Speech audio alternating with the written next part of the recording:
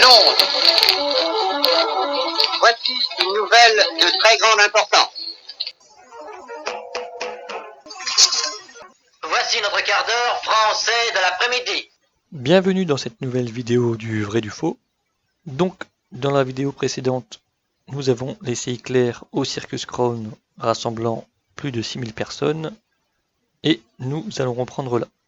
Donc, dans la vidéo précédente, j'ai parlé qu'Hitler avait un chien prince qui le suivait partout, mais j'ai oublié de vous faire montrer la photo du chien. Donc, comme vous pouvez le voir sur cette photo, il est là à côté de son maître.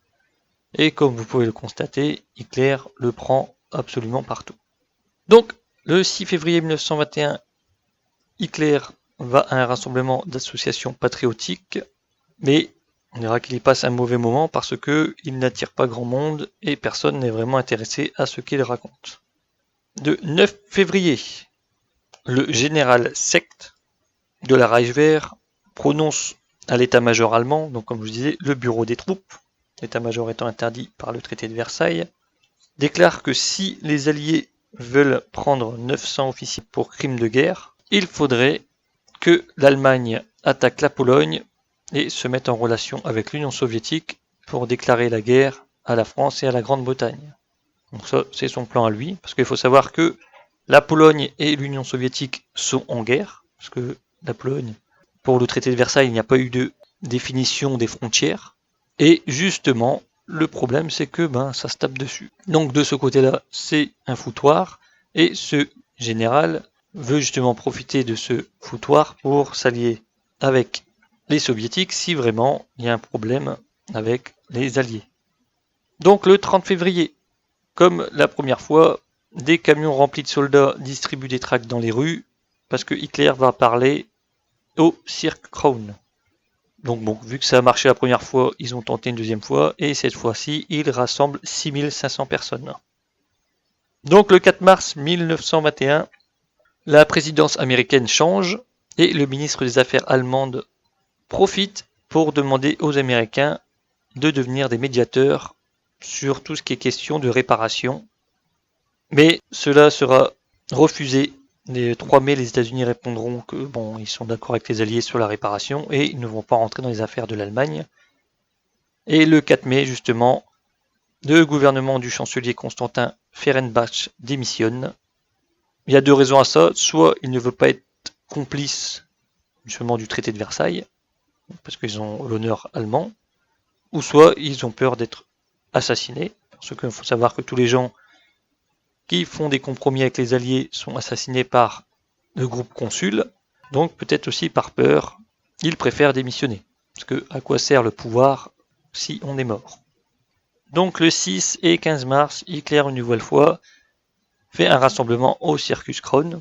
Donc comme je vous ai dit, c'est fini les rassemblements de 50, 40, 100 personnes. Là, ça vise tout de suite le millier de personnes. Donc 18 mars, la guerre Pologne-soviétique se termine avec la signature du traité de Riga. Le 21 mars, il y a des problèmes en Haute-Silésie.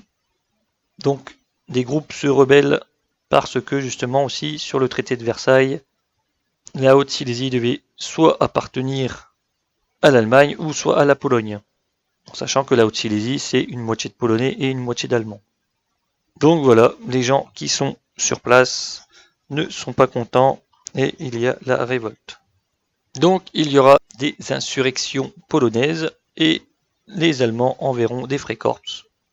Avril 1921, Anton Drexler veut fusionner le parti nazi avec le parti DSP, Deutsche Staatspartei, donc le parti État allemand, parce que trouvent qu'ils ont à peu près les mêmes idées et que leurs partis se ressemblent.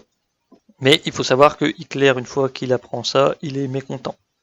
Donc certains diront que c'est parce que l'orateur de ce parti est aussi bon qu'Hitler et que Hitler a peur d'être évincé.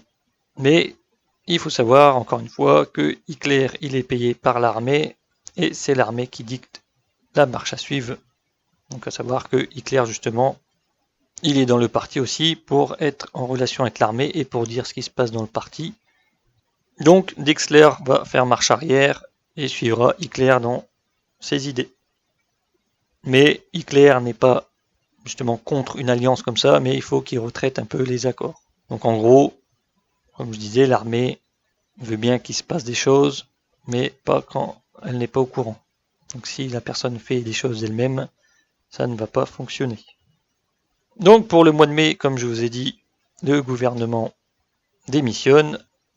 Le 14 mai 1921, le ministre bavarois Gustav Ritter von Kahr, dont on a déjà parlé, invite Hitler ainsi que Drexler et Rudolf Hess pour une rencontre privée. Donc Kahr espère utiliser la personnalité d'Hitler contre justement la politique de Weimar et pour le rallier à sa cause. Donc Kahr est un monarchiste et justement il partage avec les nazis, c'est que la République de Weimar doit partir. Donc le 17 mai, Rudolf Hess, il semblerait à l'insu d'Hitler, a écrit justement une lettre à von Kahr. Personnellement, je connais très bien Monsieur Hitler, puisque je lui parle presque tous les jours, et que je suis proche de lui émotionnellement. C'est un personnage honnête et décent, plein d'une profonde bonté de cœur, religieux, un bon catholique. Il n'a qu'un seul objectif, le bien-être de son pays. Par conséquent, il se sacrifie généreusement, sans un sou de profit au mouvement. Il vit de l'argent qu'il obtient pour des discours qu'il fait parfois à d'autres groupes. Votre Excellence peut faire confiance sans condition à Hitler. Donc, est-ce que Rudolf Hess sait que Hitler est payé par l'armée ou non?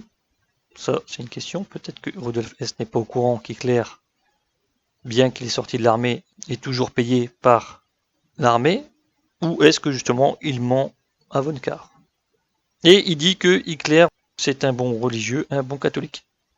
Donc il faut savoir que pour la religion d'Hitler, donc Hitler est catholique, et il faut savoir que beaucoup de personnes diront que bon, il n'avait rien de religieux, mais il y a aussi des choses qui sont sûres, c'est qu'une fois les nazis au pouvoir, Hitler refusera à quiconque du parti nazi de se retirer de leur religion.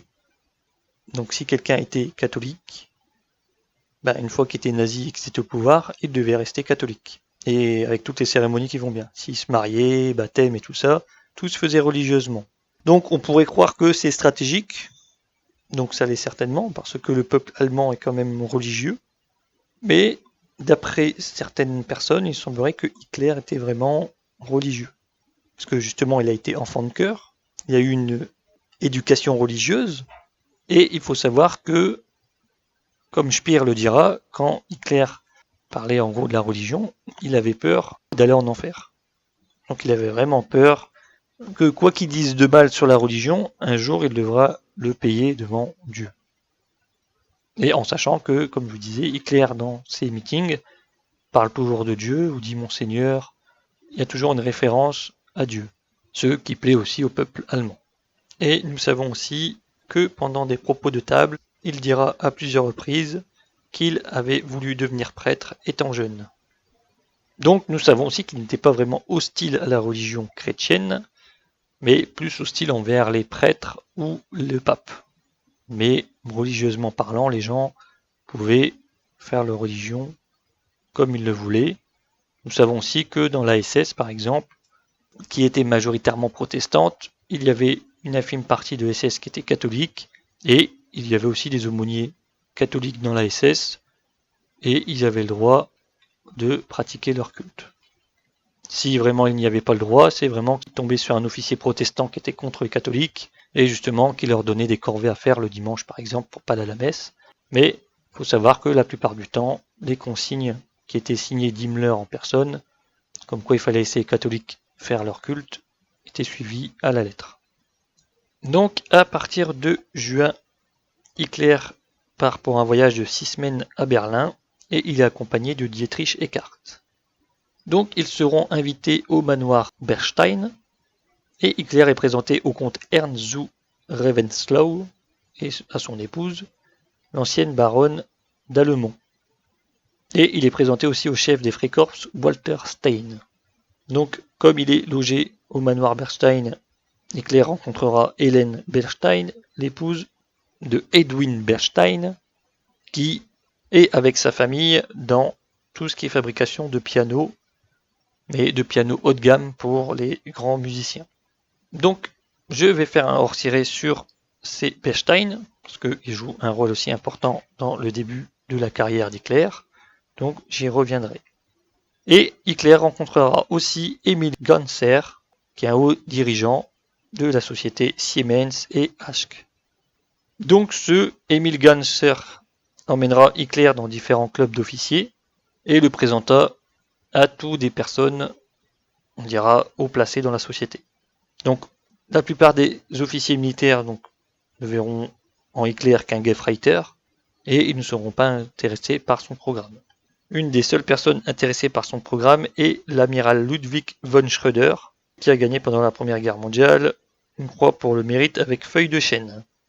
Donc en gros pour Hitler c'est jackpot, parce que les autres ne l'écoutent pas, mais un des plus importants l'écoute.